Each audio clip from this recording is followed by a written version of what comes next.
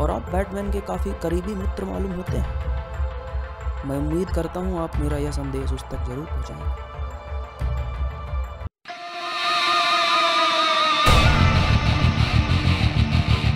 देर रात जब पार्टी खत्म हुई तो ब्रूस जा चुका था। स्टार्क ने उसका पीछा करने की कोशिश की मगर वह कामयाब ना हो सका। चलो जार्विस, कम से कम बैटमैन का पता तो चल ही चुका है हमें। जी सर। क्वांटम चेन की प्रोग्रेस क्या है? 90% सर। टोनी गाड़ी में बैठ वापस अपने घर जाने को हुआ तभी उसे फायरिंग की आवाज़ सुनाई दी। वह तुरंत उस आवाज़ के करीब पहुंचा तो देखा कि बच्चे टोनी और उसके दादी के अपार्टमेंट का दरवाज़ा खुला हुआ था और अंदर से गोलियां चलने की आवाज़ें आ रही थी। स्टार्क सन्न रह गया। उसके हृदय की धड़कनें मानो बढ़ने लगी। वह तुरंत हाफता भागता अंदर जा पहुंचा और जब वह अंदर पहुंचकर देखा तो कुछ नकाबपोश चोर वहां से भाग रहे थे और इससे पहले कि स्टार्क उन्हें देख पाता वह वहां से भाग निकले। स्टार्क ने उन सभी का पीछा करने की कोशिश की मगर तभी उसके पैर थम गए। उसकी नज़र एक अलमीरा के नीचे दबी हुई व्हील चेयर पर पड़ी।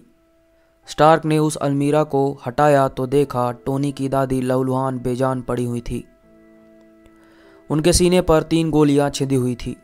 स्टार्क अधीर उठा। वह बच्चे टोनी को ढूंढने लगा मगर आसपास उसे मलबे के अलावा और कुछ दिखाई नहीं दिया।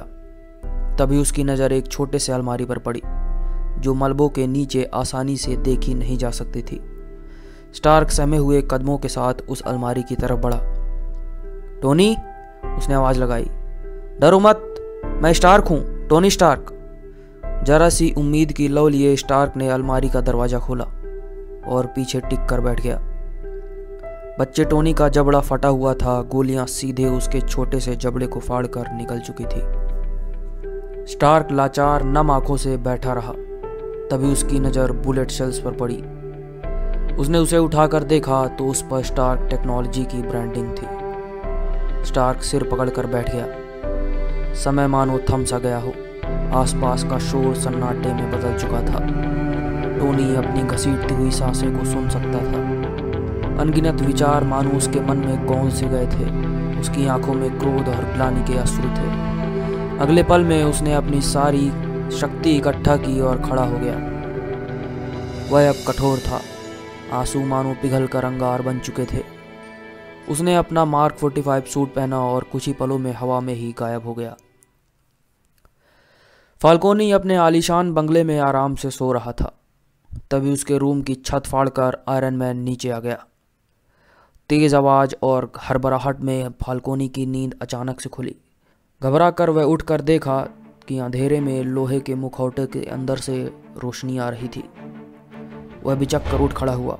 टोनी! तभी एक हाई बीम ब्लास्ट फाल्कोनी को लगा और वह दूर जा गिरा। वह कराह उठा था और इससे पहले कि वह अपनी सांसें पकड़ पाता आयरन मैन उसके नज़दीक आकर एक के बाद एक मुक्कों की बरसात कर दी। जोरदार लोहे के मुक्के। उसने फाल्कोनी की कॉलर पकड़ी। उस मासूम बुढ़िया और बच्चे ने क्या बिगाड़ा था? और एक के बाद एक रिपल्सर ब्लास्ट। एक बार और करीब से फाल्कोनी तकरीबन 20 फुट दूर जा गिरा। वह लहूलुहान हो चुका था। आयरन मैन ने एक प्राणघातक रिपल्सर वेपन एक्टिवेट किया और अब शायद फाल्कोनी का अंत समय आ चुका था। आयरन मैन ने दोनों हथेलियों को फाल्कोनी की तरफ कर वह घातक ब्लास्ट कर दिया और वह मानो किसी बिजली की रफ्तार से फाल्कोनी की तरफ बढ़ रहा था। तभी उस हथियार के बीच कोई आया। वह वहीं ब्लास्ट हो गया।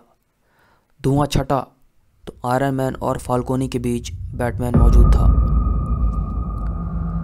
अरे यार, इस आदमी की प्रॉब्लम क्या है?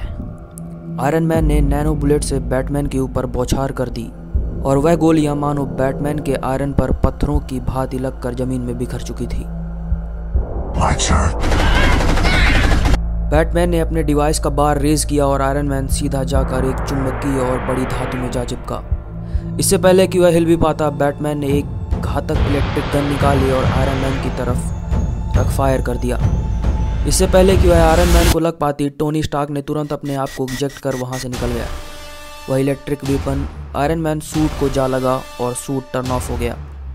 इससे पहले बैटमैन टोनी के बॉडी पर प्रहार करता टोनी के ऊपर एक और एल्यूमिनियम अलॉय का कवच आ चुका था जो कि नॉन मेटालिक था। आयरन मैन ने पहले उस बड़े मैग्नेट को डिस्ट्रॉय किया और फिर बैटमैन के ऊपर लगभग सारे हथियार छोड़ दिए, जिसका असर कुछ खास नहीं हुआ, मगर बैटमैन कई फीट दूर जा गिरा।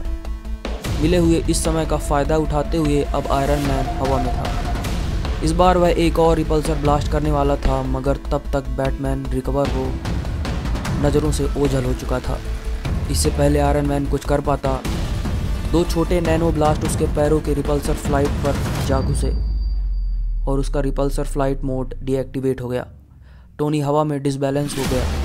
तभी एक स्ट्रिंग वायर ने उसे लपेट लिया और ज़मीन पर पटक दिया और बैटमैन उसके करीब आ पहुंचा। आखिर तुम चाहते क्या, फाल्कोनी को मारना या बचाना? उसे सजा दिलाना। आयरन मैन के आर्क रिएक्टर का एक और लेज़र बीम सीधा बैटमैन की छाती पर जा लगी, जिससे उसका सूट क्षतिग्रस्त हो गया। बैटमैन ने अपना आर्मर की एफिशिएंसी 90% तक बढ़ाई और आयरन मैन की तरफ तेज कदमों से बढ़ा। रुक जाओ ब्रूस! आयरन मैन को सुन बैटमैन धक सा थम गया।